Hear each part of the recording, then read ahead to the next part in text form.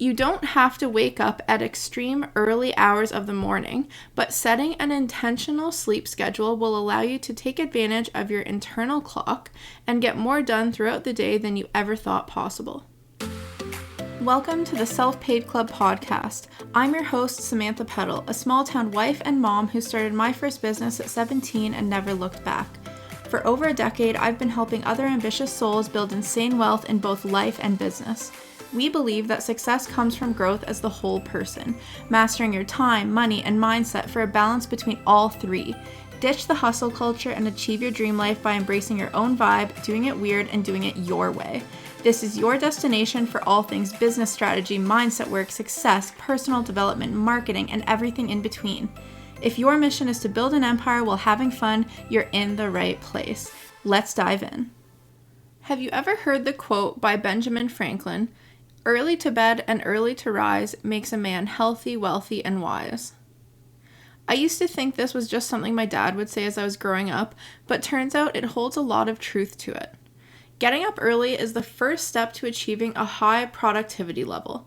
It's going to be your secret to productivity in business. I know, if you're like me, or like I used to be, you probably already groaned at the thought of early rising.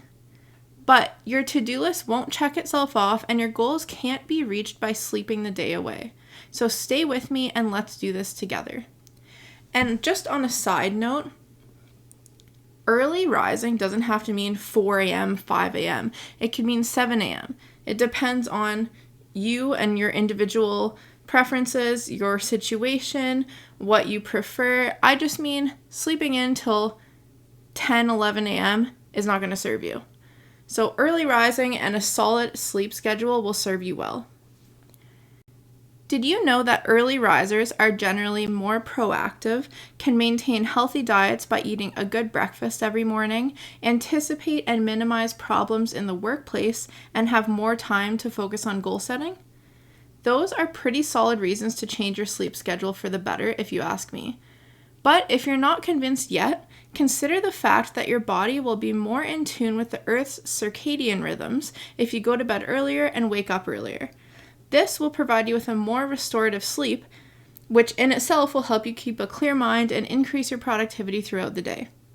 Do I have your attention now? Still, if you're not a morning person, getting up early is easier said than done, right? So let's go over a few tips to help you do the seemingly impossible. Number 1, go to bed early. If you're used to staying up all hours of the night and you're a night owl, it's time that stopped. That is my nature as well. I love staying up late. I love working at night even sometimes, but the key to waking up at a decent time is getting a long enough sleep so that you don't have to force yourself out of bed. And typically this is between 7 to 9 hours for the average adult, but of course it can differ from person to person. You have to pay attention to yourself and how you feel after you get a certain number of hours of sleep. For example, personally for me, I've noticed that my ideal length of sleep is 7.5 hours. Any less and I'm really tired throughout the day, and more and I'm also very overtired throughout the day. It's weird how that works, eh? And if you end up staying up later than normal, try to refrain from changing your alarm to a later time. Stick to the same wake-up schedule, otherwise there could be a domino effect where you won't be able to fall asleep early enough the following night and so on. But with that being said, as an entrepreneur who works from home, the whole point is to have freedom to live your life as you choose. And if that means you're planning something special for a few nights and don't want to wake up early those days, then don't. It's all up to you and in your control. Number 2, start a bedtime routine. It should include a few different activities. Once you go through these motions every night, your body will get to know when it's time to go to sleep. You're going to train yourself. For example, you could have a cup of tea and then take a shower, brush your teeth, and read a chapter of your favorite fiction book in the same order every night.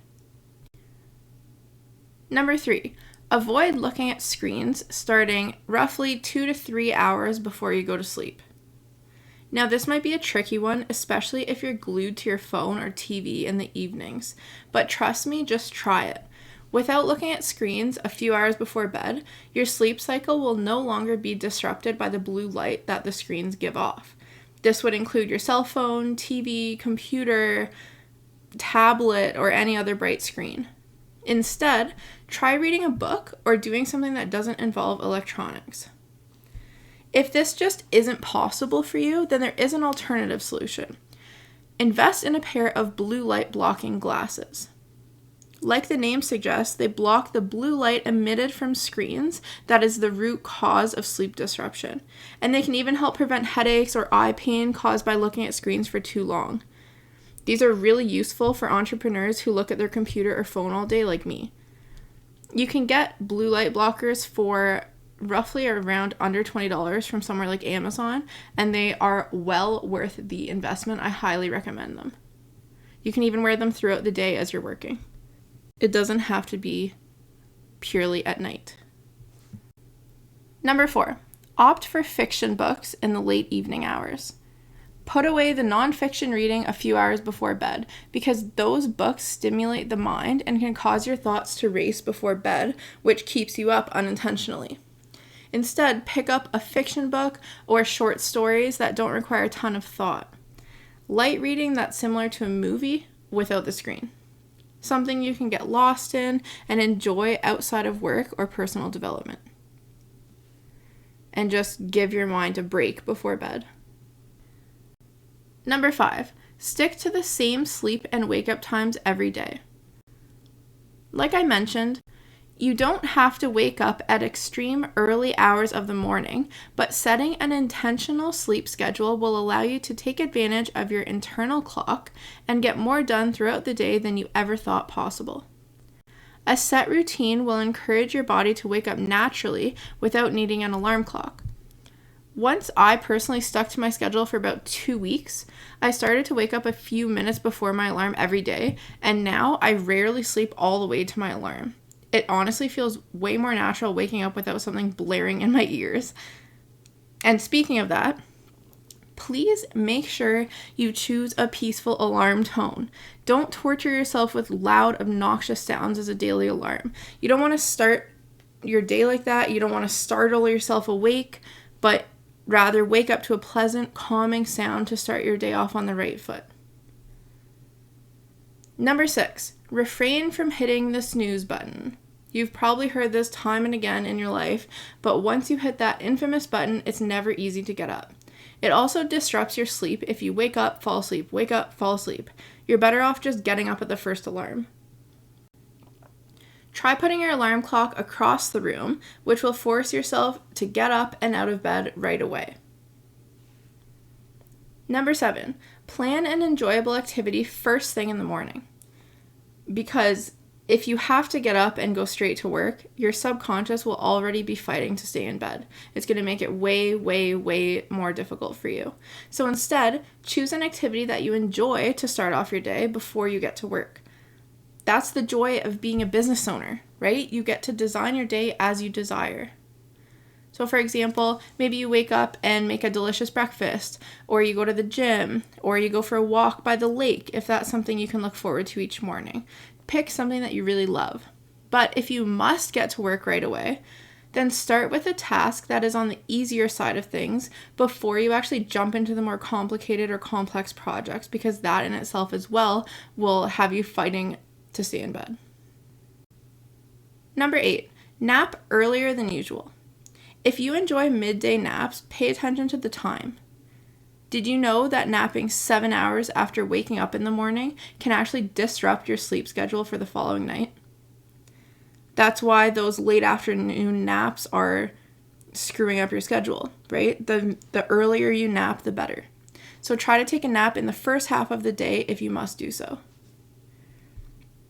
Number 9, open the curtains right away. Let that sun in. When you do get up, let the sunlight stream into your room. It will help you be more alert and able to go about your day with laser focus. Plus, when you do this, you're actually subconsciously letting the day and the world in when you open the curtains, welcoming in what the new day has to offer you. And lastly, number 10, create a wake-up playlist. Make a playlist with your favorite motivational music that you can turn on as you're getting ready, as you're brushing your teeth, as you're getting dressed for the day, even as you're working out. This will get your brain fired up and feeling ready to take on the day ahead. If these strategies work for me, they definitely can for you too. You just have to be willing to make the change. Commit to 1 full week of following these tips and see how it goes, then adjust accordingly and keep pushing. Eventually, it will stick and your future self will be thanking you. For expert guidance on starting and scaling a highly successful online business designed around a life you're obsessed with, join my coaching membership, Thrive. Claim your spot to instantly unlock new business strategies and mindset tips to skyrocket your personal development journey at samanthapedal.com/thrive. Thanks for tuning in to another episode of the Self-Paid Club podcast. If you enjoyed today's show, please leave a comment or review. I'd love to hear your thoughts, and until next time, stay wealthy.